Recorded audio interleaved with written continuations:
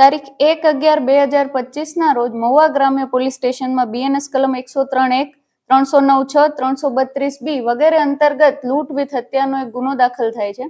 આ ગુનામાં કામે આરોપીની શોધખોળ કરવા માટે વિવિધ ટીમો બનાવવામાં આવેલ છે.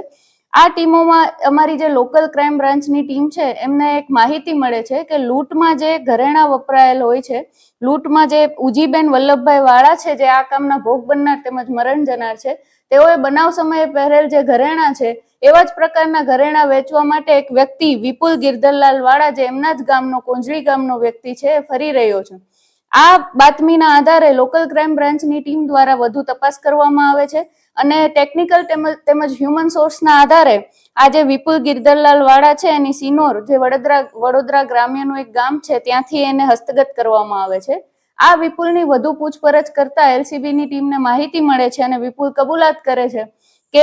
એમનું વિપુલ છે એનું 20 થી 25 લાખનું તેના પર વેપારમાં એને દેવું થયેલ હોય છે અને એમના જે આ મરણ જનાર છે ઉજીબેન વલ્લભભાઈ વાળા, એમના મોટા દાદી થતા હોય છે અને વિપુલના ઘરમાં વારંવાર ઘર કંકાસ ચાલતો હોય છે. આ ઘર કંકાસને લઈને ઉજીબેન દ્વારા વારંવાર તેને શિખામણ આપવામાં આવતી હોય છે, જે બંને બનાવ અંતર્ગત વિપુલને લાગી આવતા આવેશમાં આવી અને આ ઉજીબેન છે એનું ગળું દબાવી એની હત્યા કરી દે છે